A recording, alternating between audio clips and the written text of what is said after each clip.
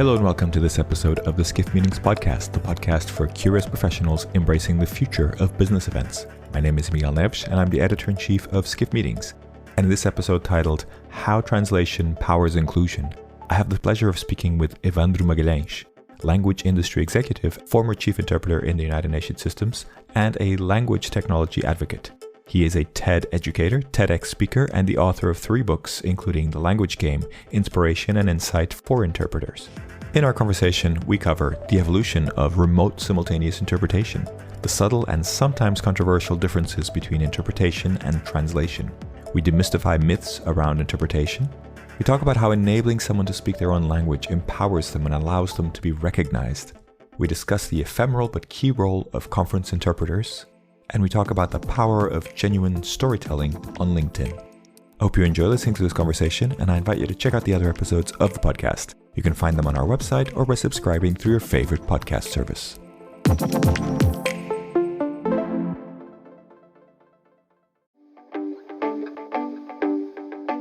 And now for a word from our sponsors, PHL Life Sciences, a division of the Philadelphia Convention and Visitors Bureau. Host your convention or trade show in Philadelphia, one of America's leading life sciences hubs. PHL Life Sciences, the first and only CVB division of its kind, will connect you to the professionals at the forefront of your industry and to a culture you can only find in Philadelphia. A city known for its rich history that's forging a bright future, Philadelphia challenges the expected and defies convention. A world of discovery is waiting. Visit phllife.com to learn more.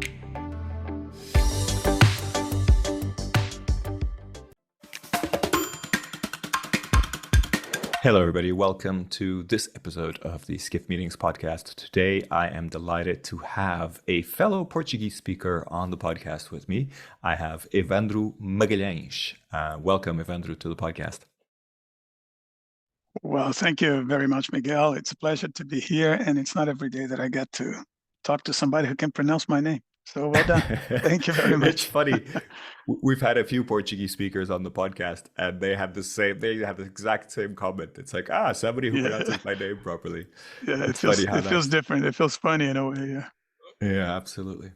So, Ewandro, thanks for joining us today. We met a while back, I think, in this world of events for event planners. I think at the time you were with Kudo, and I think we met at the meetings show, if I'm not mistaken. Yes, in London. 2015, 2016, something like that. And we've kept in touch somewhat ever since, and I've followed your journey. But I'd love to, for everybody who's listening, to kind of meet you virtually, understand your journey. If you could take us on a little bit of a journey, I'd love you to start wherever you want to start, but I'd like to get that first idea of events and the event world and that sort of world of conferences, etc. When did you first come into contact with that, and how did your kind of journey evolve from there? Well, this is a story I've told many times, and it's actually the opening chapter of a book I wrote in 2007. In Portuguese, it's called Sua Majestade o Intérprete, so His Majesty the Interpreter, of course, being facetious, where I tell the readers how I stumbled into interpretation, first off. And then from there, I went on to have a career in this field. I set up a company and so on because I got so excited about what that meant and what I was doing that it got really showed up in my life as something that could be a career. So back then I was working for the Brazilian Houses of Parliament as a clerk, as an employee, and they had a guest coming who spoke English, and they realized, in typical Brazilian bureaucracy fashion, that they did not have an interpreter to help with the communications. And I had to be spreading around the rumor that I could speak English because I wanted to move to a different position, or I was trying to get ahead and trying to show off my credentials. I was maybe 25, 26 years old back then. This was in 1992, so I was about 27, 28. And I got a call, and the question I heard over the phone was, Ewandro, are you wearing a suit and tie? Because there are places in the house where you can only go if you're properly dressed. I said, well, out of coincidence, I am, because it's not every day that I'm wearing a suit and tie. Oh, show up here, come to the office of the president. Something the tells me that speaker. wasn't a coincidence. Yeah, so I come to the office of, the Speaker of the House, and I show up not having a clue as to what's going to happen next. And lo and behold, comes through the door none other than Prince Philip, the the Duke of Edinburgh, right? So the late father to the current King of England. And again, he happened to be cruising Brazil on a WWF mission, and he stopped at the Parliament just to say hello. And it was one of those easy conversations where they only talk about, you know, pleasantries and so on. And they didn't have an interpreter, and they set me in that chair. I had no clue what I was doing there. And then I look up and I see it. Well, actually, they brought an interpreter. So I'm actually trying to get out of that chair and kind of trying to duck out of the room. My boss, who was like almost 7 foot tall, comes, presses my shoulders down and says, "No, you got this. Stay there. You got this." And then I had to either swim or drown, right? And I like I like to think that I swam. So I tell the circumstances of that encounter. So we got to a point where we could understand one another, and the conversation flowed. More importantly, I felt really good. I felt, wow, this is exciting. There's a lot of adrenaline here. I want to learn how to do this. And from there, again, it's a long story, but from there I started knocking on doors and I started doing translation work. I started trying to teach myself interpreting because I actually bumped on many doors that were closed. And then that's how my career as an interpreter started. I became the de facto interpreter to the Speaker of the House. So every day there would be an ambassador coming, the Princess of Thailand or whatever, and so on. So I started on a very high diplomatic level, but not because I had the credentials, just because of, again, being the right person at the right time, so to speak. So that's how I got involved. So I left my job at the Parliament, set up a company, which I ran for 17 years with my wife in Brasilia. At a time, it became one of the biggest translation agencies in Brasilia. And one thing leads to another. Eventually, I came to the US, took a master's degree in conference interpretation. The plan was to come back to Brazil and continue to do what I was doing. But I got at my very final exam, they invite all the proctors and observers from the EU and the State Department and whatnot. So they saw me perform, they liked what they heard, and literally they grabbed me by the arm as I was trying, on my way to leave the room and said, "Come see me this afternoon." Long story short, I went to Washington, took a few more tests, became an interpreter accredited by the State Department, and started working for the IMF and everybody else. And then I said, "Well, this feels good. I'm not going back to Brazil, so let us stay here for a while."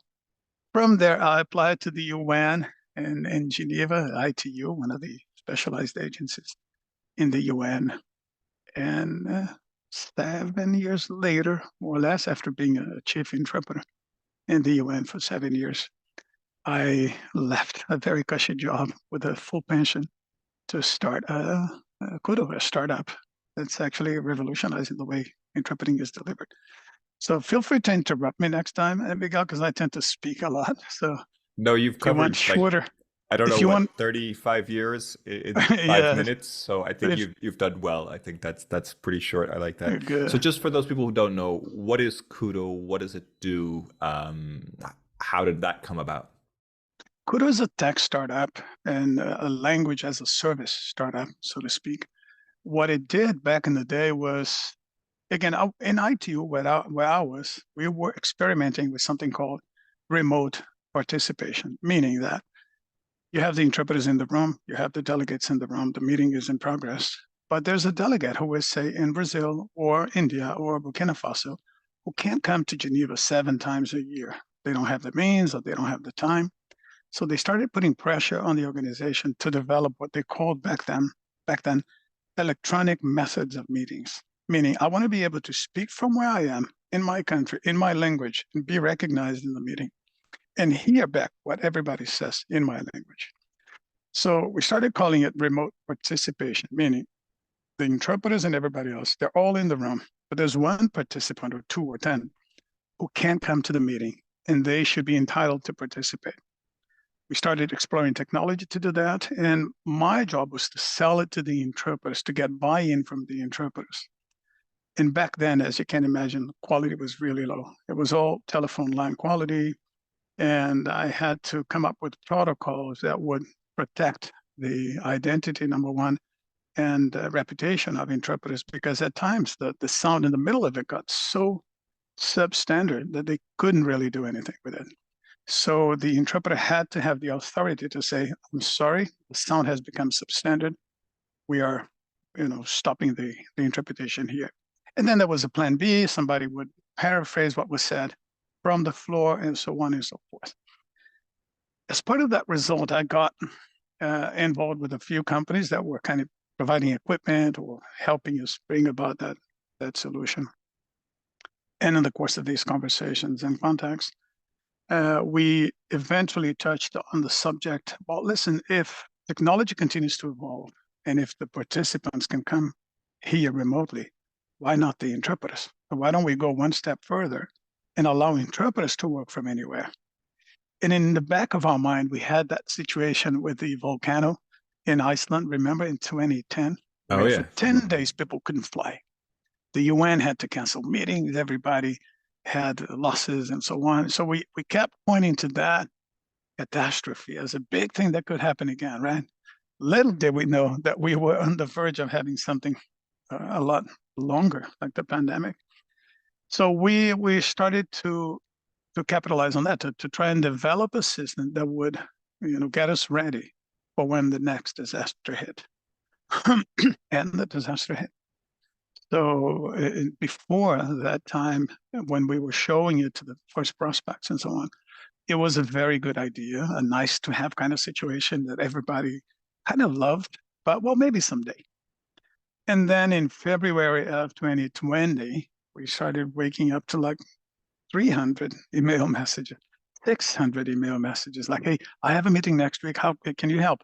And all of a sudden we had to grow exponentially and attract interpreters and actually get it, popularize the concept, provide interpreters with something that they could use to actually continue to do their magic. So that was what Kudo was doing back then. Eventually that became sort of a feature. MS Teams developed something similar. Zoom developed a feature to allow you to do that. Then we moved on to a different strategy, which is the marketplace, where you now have 13,000 interpreters sitting somewhere in our roster, and part of that pool is available on the marketplace. So meaning you can now meet anywhere. You can have a meeting on Zoom, you can have a meeting on MS Teams, but you can go fetch the interpreter quickly with a few clicks of a button on the marketplace. And so that's pretty much what Kudo had been tried to do. And we're now pursuing a different frontier, looking at machine interpreting and things like that. So it's a revolution in the making. It was very proud to have been associated with this effort that actually kept businesses talking through most of the pandemic, but most importantly, which provided interpreters pretty much a lifeline during that time of crisis. So with all the reluctance that you can imagine it creates in the interpreting community at first and so on. I have a few questions and would love to kind of help us make sure we get these definitions right. So we were talking about RSI. I think that's normally what it's called, right? Remote simultaneous interpretation. Yes. How many languages do you speak, Ewandro?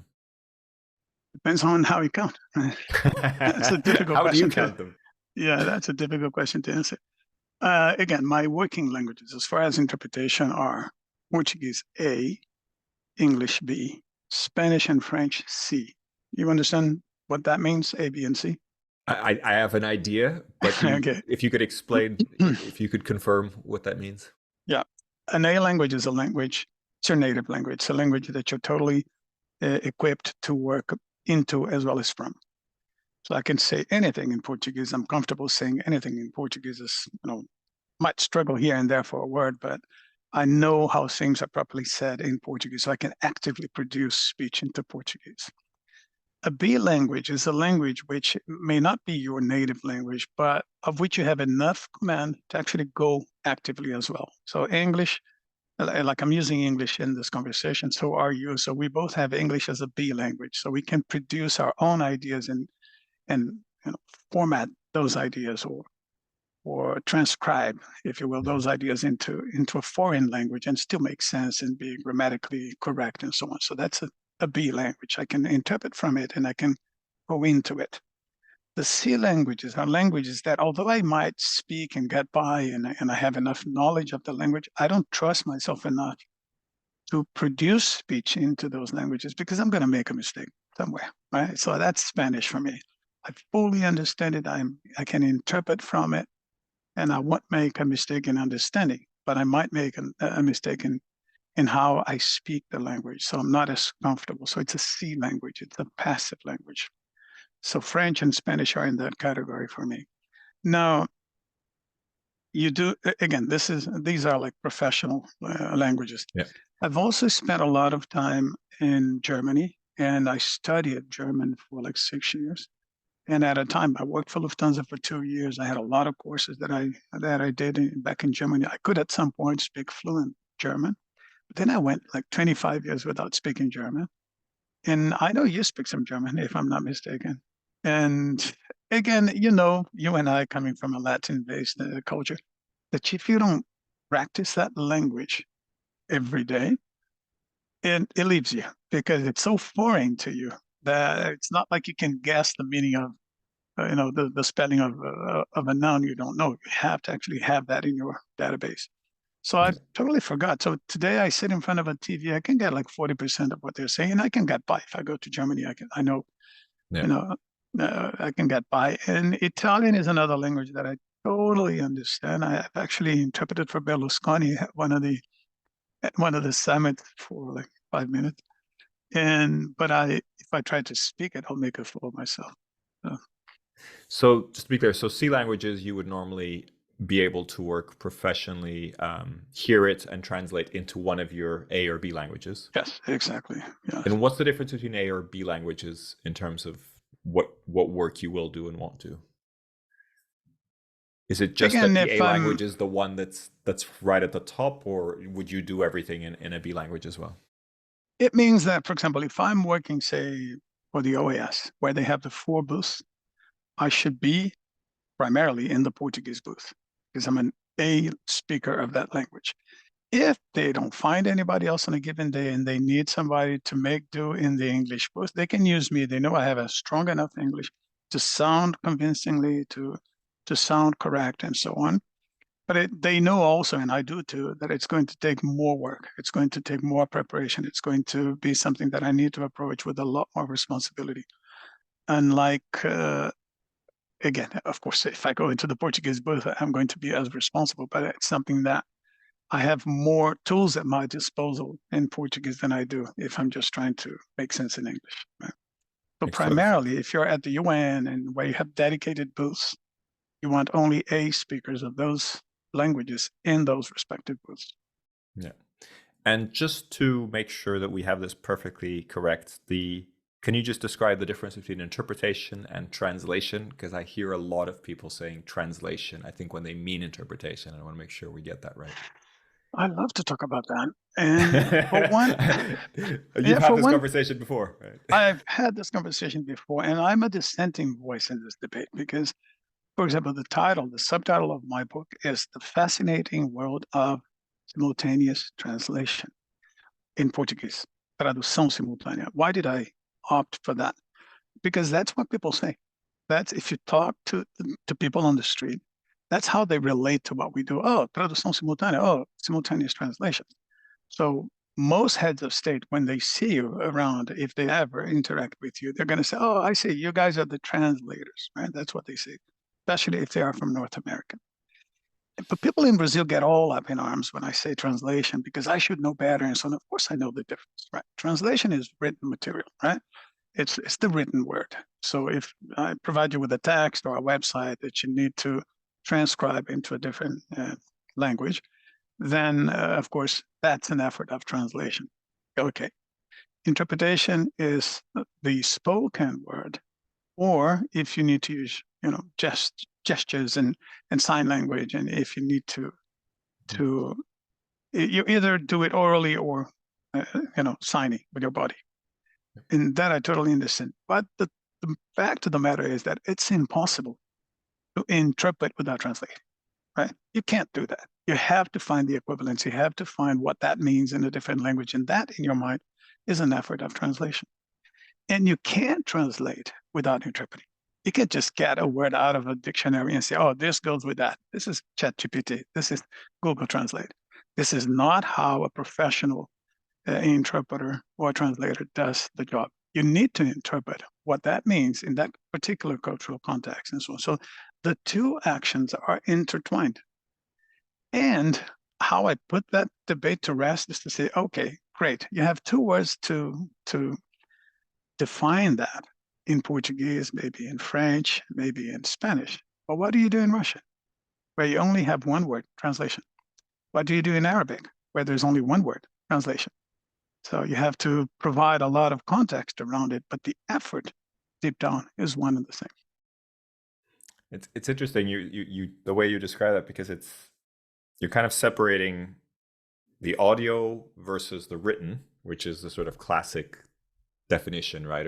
And you're also saying the actions are different, right? So interpreting is not the same thing as translating, because interpreting means to kind of figure out the meaning of what someone's saying and then convert that to a different language, but that may not be a literal word for word translation, right? So Exactly. You're kind of saying these are two different things, and just because one is normally used for audio and the other one is normally used for written word, they're actually different actions, right? I think that's yes, but my point was, for example, if you're doing just written translations, right? Let's say you go to a construction site in Brazil. I don't know what the situation is in Portugal, but in Brazil, let's say when you come to a point where it says, well, from this point on, only authorized people can come in, right?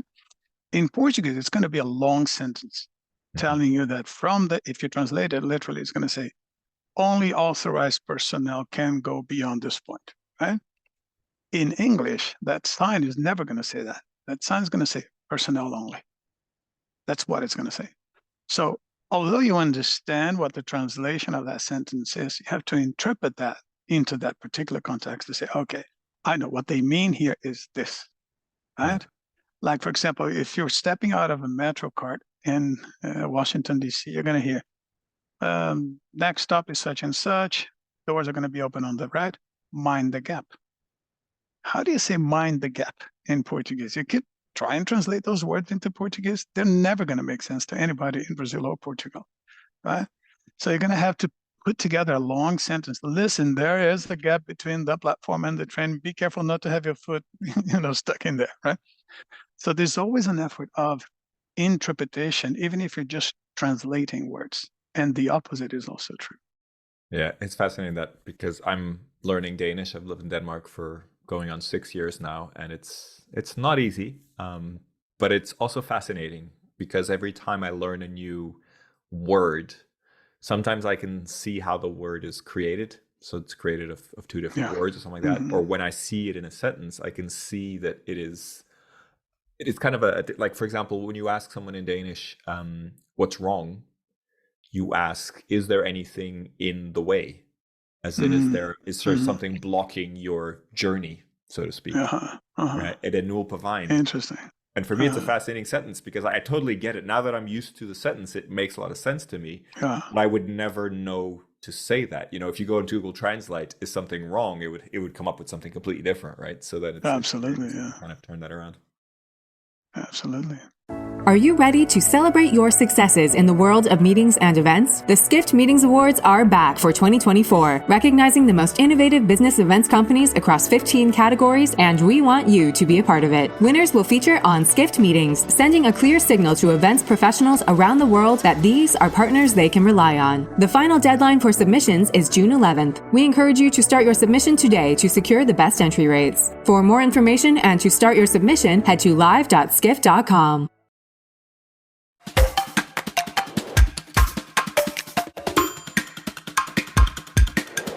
So I'd love to go back into your kind of journey of conference interpreting. You must have been at some fascinating events. I'd love to and maybe you can't say anything, but what was the kind of strangest thing that you've ever had to translate? I mean, you must have had to interpret or translate some very secret things or some very interesting things, and I don't want you to divulge any state secrets, but do you have any interesting stories of something or a situation that you were in that we were like, wow, this is a very interesting conversation?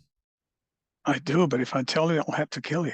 How about that? James Bond style. Right? Yes. Listen, it's an interesting question because there's a lot of folklore about that we get into those secrets and so on, and that we keep those secrets. And oh, I heard this and I overheard that. The whole movie, The Interpreter, is predicated on that lady hearing about a specific plan, and then she gets all conflicted about that and so on. You will remember also when Trump had that meeting with Putin, and there was an interpreter in the room, and they wanted to subpoena the interpreter to actually get her notes and so on. And there are a couple of things here. First off, an interpreter in that situation, you're just trying to be a conduit of ideas and meaning. You're not clinging to the subject matter. You prepare, and of course, you hear things that stay with you for a while, but you're too busy preparing the next meeting. You're too busy just concentrating on whether that got across as intended and what's the next sentence and did that make sense grammatically and so on. So it's a constant flow. You're not, even if you're taking notes to do it consecutively, it's not like you're taking notes to later write a report. None of that stays with you, or very little of that stays with you. Of course, there's the occasional funny thing where somebody says something funny and so on, and those make the news. But another misconception is that a mistake will, if somebody makes a mistake, or if a delegate makes a fool of himself or herself, or the interpreter does, it's not going to be corrected, and it's going to be a huge faux pas. No, it's good interpretation is like any conversation, where in the course of that conversation, you actually get the chance to say again what you meant otherwise, and to correct yourself and so on. There's always space for that if you have the right timing, if you have the right experience. So, but people get hung up on that idea that, oops, if I mess up, it's going to make the news, and that's always going to be the case. So it's a bit frustrating when people ask me for those, oh, tell me a funny story, tell me this and tell me that. And I usually come up dry because I don't have many of those stories that would be really relevant to tell. I have one story, which is again back to that very first day. And it's again told in the book, where because I didn't know what I was doing and so on, and I'm here interpreting a high-level dialogue between the Speaker of the House and a member of the royal family. At the end of that conversation, again, context, I mean, His Royal Highness, right, was visiting Brazil with the WWF, had just been to the Amazon region. And on the way back, in that conversation, the Speaker of the House, pretty much at the end of the conversation, hands over to him a book, all wrapped up, and says, Your Royal Highness, please accept this souvenir. It's a book on the riches of our Amazon forest. And the prince replies facetiously by saying, oh, the Amazon forest. You mean what was left of it? Right? Trying to be funny in a sarcastic, very British way. And I'm listening to that and I'm thinking, did I hear that correctly? It's not something you do in Brazil when somebody hands you, a present, right? And I'm thinking, man, no, it can't be. Maybe I misheard it.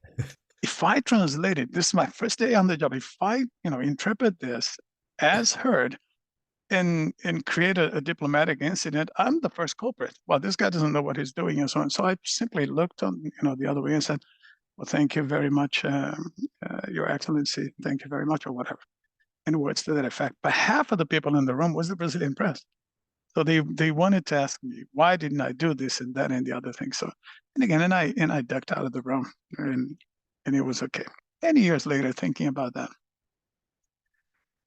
what you end up realizing is that this high level, again, I get in trouble when I say this, right? But I'm going to say it just the same. This high level of interpretation, when you have two heads of state and so on, usually they all bring their own interpreters for a reason, because they don't trust anybody else to say what they have in mind, because they have briefed that colleague as to what they intend to say, what the intended message is, and so on. So that person is really at home at how the message should get across. And if they misstep, if they say something that they shouldn't have said, the interpreter kind of gets the cue and says, sorry, I didn't get that, or whatever, and gives the person a chance to say that again. So more than an interpreter, you're an advisor, a trusted advisor who's helping you helping your boss get the communication across as intended. When I say that, interpreters get, oh no, the job of an interpreter is to always say it as intended. Shame on you. You're a bad interpreter. Oh, I understand. If I'm sitting in the booth of an organization and I have no loyalty here or there, I hear this and it goes out the way I heard. But if I'm accompanying this guy, and if I'm, as I was that day, the interpreter to the Speaker of the House, part of my job is to also make sure that the conversation flows the way it's intended, right? And later, understanding that this is kind of a joke and so on that might not sit too well with the Brazilian counterparts, I don't think I did a horrible job by omitting what the joke was. Again, I still got in trouble for that and for telling people that, but that's how I look at it today. That's fascinating. So it sounds to me like, would the job be called the same though? Because if you're I guess someone who accompanies a head of state as an interpreter, are you still called an interpreter? Because it sounds like the job is slightly different in a way. It's almost like you're guiding or you're helping assist the conversation. Yeah, the job title is still the personal interpreter to Mr. or Mrs. such and such, right? Of course, they have the advisors, advising that head of state or whoever that person is as to what the message should be, what to say, what not to say. You're part of that briefing. Mm-hmm. So it's part of your preparation as to, okay, this is what I think you want to say. And again, there's plenty of examples where interpreters helped people get back on track when they were kind of going in a direction they didn't mean to go. But still, the title is the same. Like, you're just the interpreter, so to speak. Yeah. Personal interpreter, that makes it slightly different. Yeah, personal interpreter, yeah. I think it almost sounds like the interpreter kind of nudges the head of state, says, that's not what you're supposed to be saying. Yeah, in a way, yeah, that's part of the job, I guess. Yeah. So, a lot of our audience are planners or working in events, and interpretation, translation comes in. I think, maybe you correct me if I'm wrong, but it feels like in the US, there isn't so much interpretation, or a lot of meetings don't really bother with that. There's a sort of understanding that, if people are there, they will speak enough English to kind of enjoy the meeting or be part of it. But could you maybe, in your mind, kind of go through how you think planners should set up for success if a planner wants to use interpretation? And I'm thinking not just in terms of languages, but also in terms of accessibility, because as you said, sign language might be one of the interpretations, right? And there's a number of different reasons why you might want interpretation at an event or at a conference. What's important to make that kind of setup succeed? Is it just enough time and enough budget, or are there sort of other things that are important to make that work?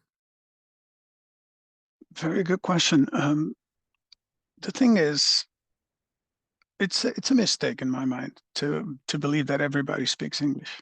People struggle in English for want of a better solution. Right? Any day, and again, I'm a professional interpreter. I have professional command of English. Any day, if I'm expressing myself at something that's extremely important, if I'm working at a deposition where I am the one making the deposition and so on, I want to be able to speak my language. Because when you're speaking a different language, you only say the things you can, the things you know how to say. There's somehow a limitation as to your expressive ability. When you allow people to really express themselves in their own language, two things happen. You endow them with the recognition of a human right. Language is a human right. So you recognize them in their heritage for what they are. That is already elevating them and dignifying them and kind of providing the accessibility on a certain level that they need to have. But number two, you empower them to actually share their ideas with the full breadth of their intellectuality and their power. So denying people that impoverishes your meeting. So that's the number one concept. Now, the reason why you've historically had less interpretation in the US, it's because it's number one, it was not affordable for most of the businesses and so on. couldn't go there, they couldn't consider it, they would have to pay a full day of interpretation for a meeting that was just 1 hour back in the day when it was all on site. RSI changed that reality and made it more affordable, while also allowing the interpreters to have multiple assignments depending on where they are, how in demand their services are, and so on. So by making that more affordable, you all of a sudden open the door to a repressed demand that had been sitting there for a long time. This is what we learned when we kind of tapped into RSI. It was not that people didn't want to have interpretation. It was just that they didn't feel that they could, right? So for an event planner, what I would say is, to the extent possible, allow the meaningful parts of your meeting to be interpreted, because that's how you will engage and really get people to share from the depth of knowledge that they have, and that's going to enrich your event. Now, of course, every event has pieces and bits that could be automated any day, right? So I'll give you an example. In ITU, during any large conference, there's usually a time in the proceeds where it's all about a votation. An election, right? Voting.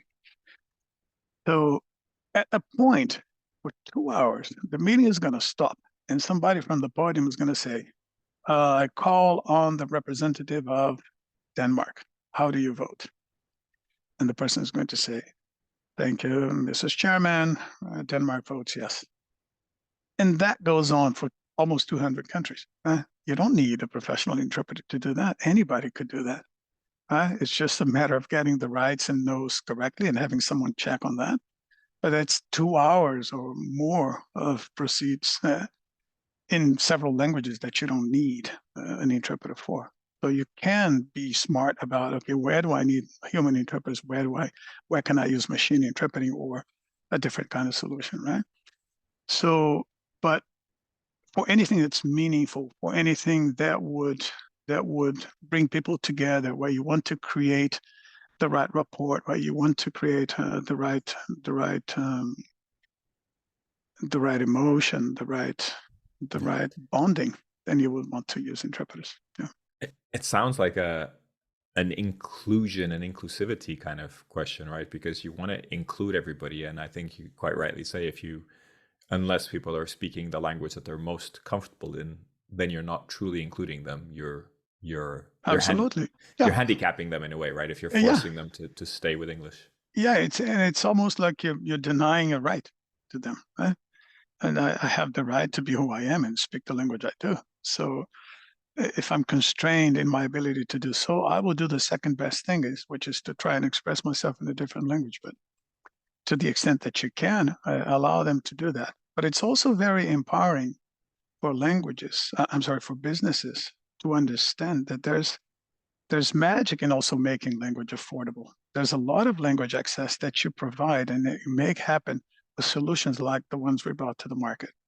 Because, okay, there might be pockets where this is still needed, what we just discussed and so on.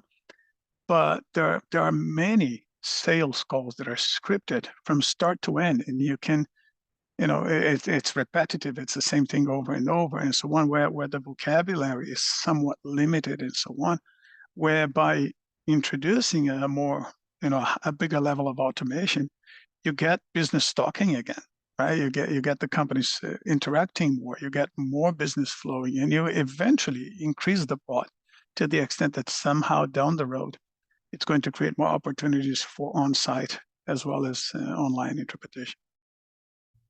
Yeah. No, makes total sense. And I think that's from the inclusivity and kind of belonging perspective. I think that's something that's going to become even more important. So I want to change gears a little bit. One of the things that I think you're particularly good at, you're obviously a great storyteller, because we've had the opportunity to hear one or two stories, but you're also very good at turning that into your online presence. And particularly, I've seen that on LinkedIn. You write amazing LinkedIn posts, which usually form stories. You're usually telling stories, and there's usually a language part of it or a communication element to the story that you're telling. So I can definitely see the objectiveness of it, but you're not saying, buy my product, or you're not telling the world how great you are. Tell us a little bit how you got there, because I think a lot of people are trying to be relevant, interesting on social media, but there's a big difference between trying and succeeding. And I'd love to hear how you got there. Like, was that something that you just started doing and it just worked, or did you fine tune it, and kind of your thinking behind it? Well, thank you first off for the kind words. Again, I'll have to go back to interpreting, right? Imagine spending a lifetime in a booth where you use your number one God-given talent, which is to communicate, to always give voice to somebody else and do that for 30 years. That's, in a way, the life of an interpreter. You have this extraordinary, superior way of expressing ideas, conveying ideas, but you very rarely use that talent to convey any ideas of your own. You're always conveying somebody else's opinion, somebody else's ideas. And that, at least in my case, starts to mount to a level of frustration that needs an outlet somewhere. So listen, great. I love being an interpreter. I like giving voice to other people, and that's a big part of what I do. It's a service activity that I really enjoy. But I have my own thinking. I have my own ideas. I have my own stories. I have my own background. And so I wanted to, more than what I need to express those ideas in my own voice for something I care about in order to deal with that frustration, right?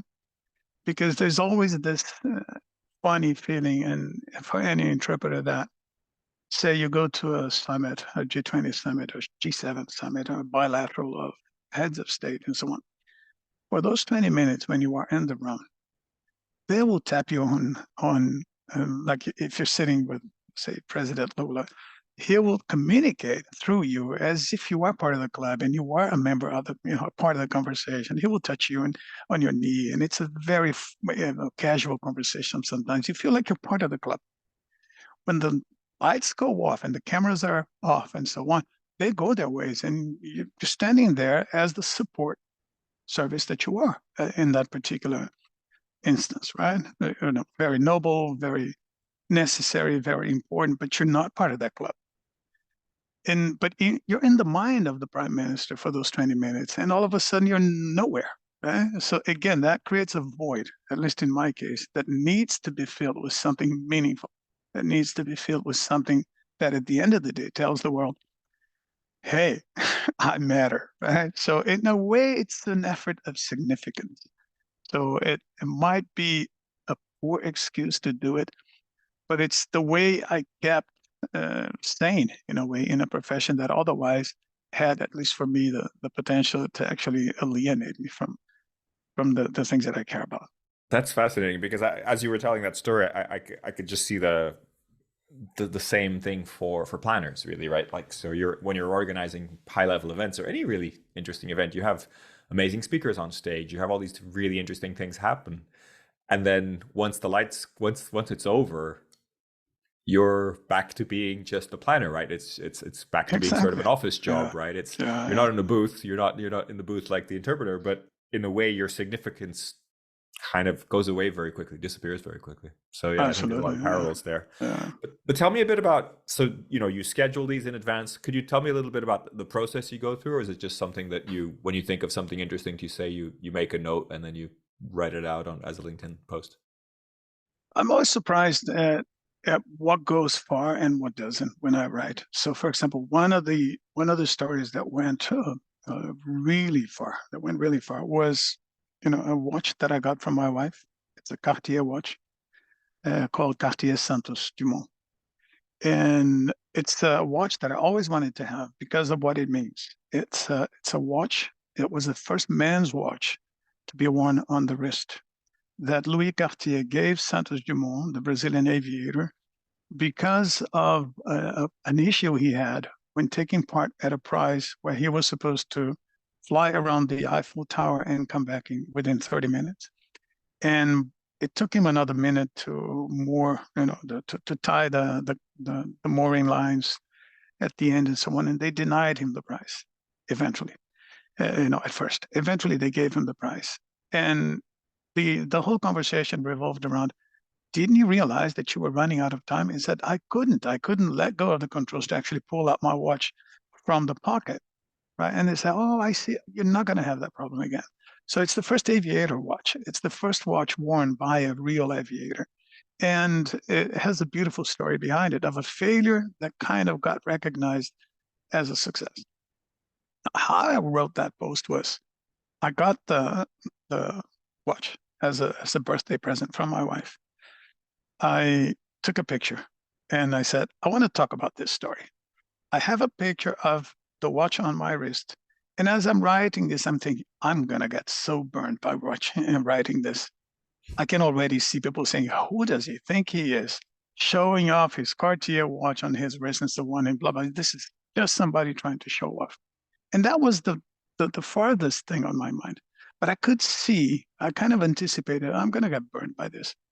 And I didn't. So people saw in it the story that was a story that's fascinating, that people didn't know and so on. They came for the story. This was seen by like 200,000 people and got a lot of comments and reactions and so on and so forth. Something else I wrote, and again, not thinking it was going to go far, was a piece about Winnie the Pooh and the mental health issues that are depicted, kind of coded into that story and so on. A lot of people saw themselves in that story. So again, goes back to what do I care about? What are the things that I find funny or interesting and so on? And that just relating that in a way that makes the story interesting. And because I like writing, I take a lot of pleasure in writing it in different ways and so on. But usually those posts, they come out in 40 minutes, 30 minutes. They come out very, very spontaneously without a lot of thinking behind it. It's not a plan. Okay, what do I write here to actually cause this and that impression? No, I usually think I'm going in the wrong direction, or I'm again speaking from my heart about something that I care about. I think the trick, and again, I'm still learning and still trying to find that place, but I think the trick is being genuine and talking about things that really relate to you and speak to you as they do speak to you. Not that much interested into what this is going to mean for somebody. So let me weave a lesson here, business lesson here, so it gets seen by more people. No, it's just a matter of, I think, right, writing things as they occur to you. Yeah, I think it sounds like you're just writing things that are interesting to you. You're not necessarily doing it with a specific strategy in mind, but more of a come along for the journey with me. I want to tell you this story, and if you're interested, which I think is fascinating because I love that approach. I think it's the right approach. I don't see vanity in your posts. I don't see. I also don't see that forceful business thinking. I see quite a few posts on LinkedIn, which is, I don't know, a picture of a honeymoon or an anniversary, and then it's like, oh, and then there's a business lesson here, and it's like, I hate that. Yeah, it's like, it's cringy. Yeah. It's like, don't make this into a business lesson. Just enjoy your anniversary. Well, of course. Yeah. So I think you've struck a really nice balance there, and I can see it's not, there isn't necessarily a promotion of yourself or your company there, but there's a sort of, let me tell you a story that fascinates me, and maybe you'll enjoy it too, kind of. Well, that's good. That's good to know. That's good to know that it's coming across as that, because that's how it's intended. But then again, you see, unintentionally, it does strike a business chord somehow here and there. When I wrote the Cartier piece, somebody from Cartier reached out to say, this is an incredible heritage piece for the Cartier, for the Maison Cartier. And it's actually now being used in a magazine in Brazil, and both in English and Portuguese. It's the VAM magazine. It's going to come out later this year for what it means for business in a way, right? So, and I don't mind. And once it's out there, people can make of it what they wish, right?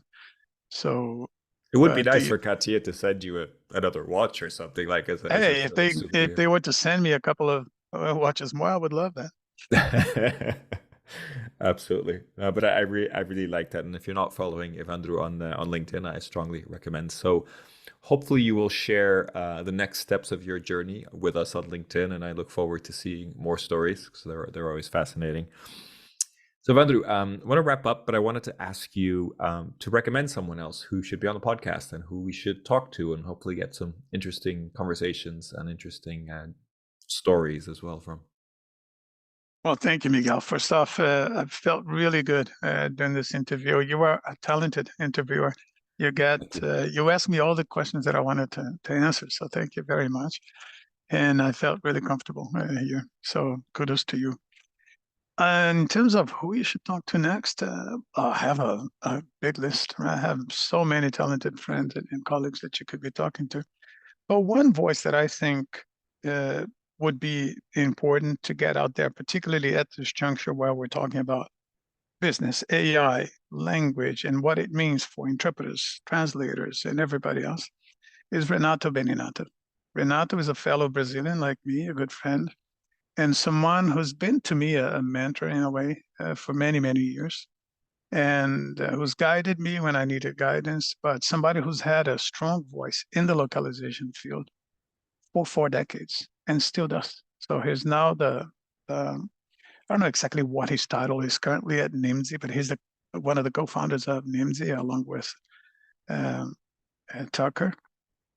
And also behind Multilingual Magazine, the magazine and so on, but a great storyteller, a very funny guy. So I think he will make a very good episode for your viewership going Look forward to forward. connecting the dots and having him on the show. Wonderful. And I can, of course, broker an introduction. Perfect. Ewandro, been an absolute pleasure. Thank you for joining us today. Keep in touch. And for everybody listening, hope you enjoy that conversation as much as I enjoyed talking to Ewandro. Wonderful. Well, thank you. Thank you, Miguel, very much. And thanks for everybody watching.